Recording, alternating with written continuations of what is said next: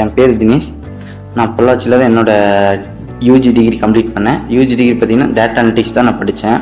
ஆனால் காலேஜில் படித்தது இப்போ எனக்கு பத்தலை. என்னோடய ஸ்கில்ஸை வந்து நான் அதில் டெவலப் பண்ணணும்னு சொல்லிட்டு வந்து நான் வெப்சைட்ஸ்லாம் எந்த அகாடமி நல்லா இருக்குன்னு நான் செஸ் பண்ணிட்டு இருந்தேன். அப்போ தான் வந்து எனக்கு சாத்வி அகாடமி கிடச்சிச்சு.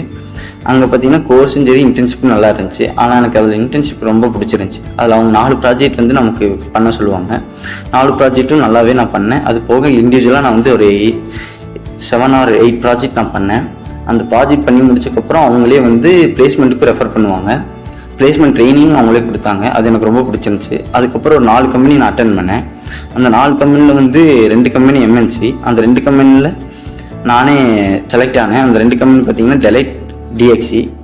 இவங்க மூலியமாக தான் எனக்கு வந்து ஒர்க்கு போகிற ஆப்பர்ச்சுனிட்டி கிடச்சிச்சு. என்னோடய ஸ்கில்ஸும் நான் ரொம்ப டெவலப் பண்ணேன்.